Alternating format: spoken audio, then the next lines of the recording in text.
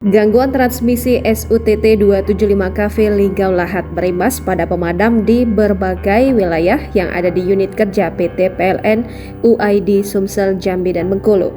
Akibatnya tak hanya mengganggu jalannya aktivitas warga, dampak itu juga terasa bagi ekonomi masyarakat yang terhenti sejak pemadaman listrik.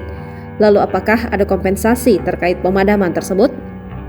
Menurut Manajer Komunikasi dan TJSL PT PLN UID Sumsel, Jambi, dan Bengkulu, Iwan Arisetiadi, pihaknya saat ini masih fokus pemulihan sistem kelistrikan. Terkait dengan kompensasi itu, nantinya akan dibahas oleh manajemen PLN karena pihaknya sebagai pihak UID berfokus dengan pemulihan sistem kelistrikan. Iwan menegaskan saat ini pihaknya fokus dalam pemulihan kembali 100%. Terutama bagi normalnya kembali fasilitas pelayanan publik seperti rumah sakit dan LRT. Pihaknya mengkonfirmasi jika saat ini ada 4,3 juta pelanggan yang terdampak, sebanyak 3,4 juta pelanggan sudah normal. Menurutnya, pihaknya masih belum bisa memastikan apa penyebab utama gangguan transmisi tersebut.